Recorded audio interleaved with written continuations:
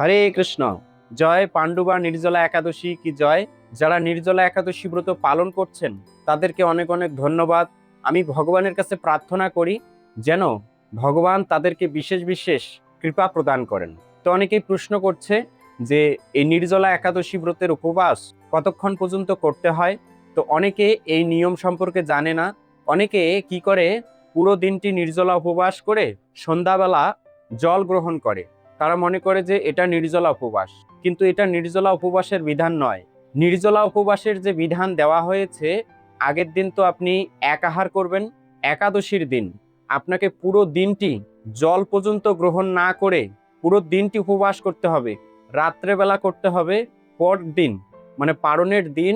এখানে যে পারণের সময়গুলো দেওয়া হয়ে থাকে চ্যানেলের মধ্যে, সেগুলো দেখে ওই সময়ের মধ্যে আপনি এই ব্রত সুসম্পন্ন করার জন্য যদি জল মাত্র গ্রহণ করেন তবুও আপনার পারণ হয়ে যাবে। ঠিক আছে?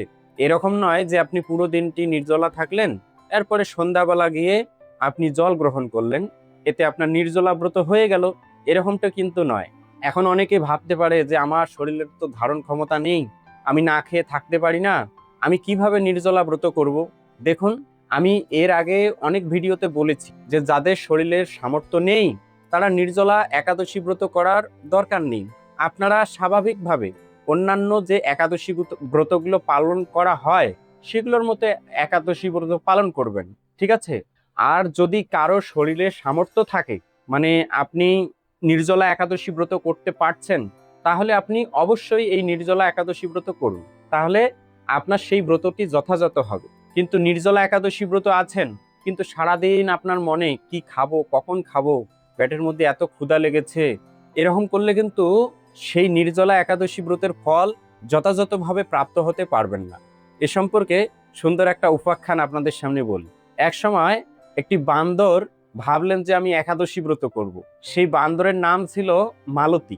তো অন্যান্য বান্দরগুলো তাকে বলল যে তুমি কি একাদশী ব্রত করতে পারবে? তো বলল হ্যাঁ আমি পারবো, একাদশী ব্রত করব, নির্জলা একাদশী ব্রত করব। তো বান্দর কিরকম স্বভাবের হয় সেটা তো বুঝতেই পারছেন। চিন্তা করলো যে নির্জলা একাদশী ব্রত করব, একাদশী ব্রত করতে পারবো কিনা। এইভাবে চিন্তা করতে করতে করতে করতে সে ভাবলো যে একটা কাজ করি, যদি আমি নির্জলা একাদশী ব্রত করি তাহলে যদি দুর্বল হয়ে পড়ি, এই জন্য খাবার একটু সংগ্রহ করে রাখি, তাহলে আমি ওখান থেকে তুলে খেয়ে ফেলবো। এরপরে সে চিন্তা করলো যে আহা, খাবারটা সংগ্রহ করলাম, যদি খাবারটা তুলে মুখে দেওয়ার মতো সামর্থ্য না থাকে তাহলে বিষয়টা কেমন হবে। এই জন্য সে কি করলো, খাবারটা নিয়ে মুখের মধ্যে রেখে দিল। তো মুখের মধ্যে যখন রেখে দিল তখন তার হালকা একটু মানে ঝিমানি এসেছে, হালকা ঘুম এসেছে। যখন হালকা ঘুম এসেছে সেই খাবারটা মুখের ভিতরে ঢুকে গেছে। তো তখন আর তার এই একাদশী ব্রত করা হলো না। তো এটা বলার উদ্দেশ্য হচ্ছে যে আপনারা খাবারের চিন্তা করবেন না। যদি খাবারের চিন্তা করেন তাহলে একাদশী ব্রত হবে না। যদি বিন্দু মাত্র আপনি জল গ্রহণ করেন তাহলে আপনার নির্জলা ব্রত হবে না।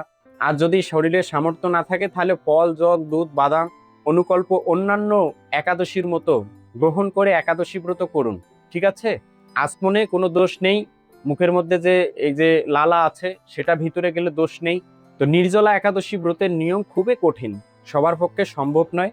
যাদের পক্ষে সম্ভব নয় আপনারা অন্যান্য একাদশীর মতো এই একাদশী ব্রত করুন, সে সম্পর্কে শাস্ত্রে বিধান দেওয়া আছে। আর কেউ যদি ভাবছেন যে না আমি যে কোনো প্রকারে হোক ভীমসেনের মতো এই নির্জলা একাদশী ব্রত অবশ্যই করব, আপনার শরীরে সামর্থ্য আছে, তাহলে ওয়েলকাম। অবশ্যই আপনি এই ভীমসেনের মতো একাদশী ব্রত পালন করুন, আর তার ফল আপনি অবশ্যই পাবেন। কিন্তু যদি আপনি স্বল্পমাত্র জল গ্রহণ করেন সেটাতেও কিন্তু একাদশী ব্রতের পালন হবে। যেমন অম্বরীশ মহারাজ, সে একাদশী ব্রত করার পরে যথাসময় পালন করার কথা ছিল, আর সেই সময় দুর্বাসা মুনি এসে উপস্থিত হয়। দুর্বাসা মুনি স্নান করে আহ্নিক করে আস্তে আস্তে অনেক সময় লেগে যাচ্ছিল। এই জন্য তিথির নিয়ম রক্ষা করার জন্য অম্বরীশ মহারাজ কি করেছে, অল্প একটু জল গ্রহণ করেছে, পঞ্চরবি শস্য গ্রহণ করেনি। জল গ্রহণ করার অর্থ হচ্ছে সে তিথির নিয়ম রক্ষা করেছে। কারণ দুর্বাসা মুনি হচ্ছে গুরুজন, তাকে ছেড়ে সে কিভাবে আগে আহার গ্রহণ করবে। শাস্ত্রে বলা হয়েছে আগে গুরুকে সেবা প্রদান করতে হয়, তারপর শিষ্য সেটা গ্রহণ করতে পারে। তো যেহেতু দুর্বাসা মুনি গুরুজন, এই জন্য তাকে ভোজন না করিয়ে সে গ্রহণ করতে পারছে না, প্রসাদ গ্রহণ করতে পারছে না। এই জন্য তিথির নিয়ম রক্ষা করার জন্য শুধু স্বল্প মাত্র একটু জল গ্রহণ করেছে, তাতেই তার সেই একাদশী ব্রতের পালন হয়ে গেছে। সেই কাহিনী বা সেই ঘটনা শ্রীমদ্ ভাগবতে সুন্দরভাবে বর্ণনা রয়েছে।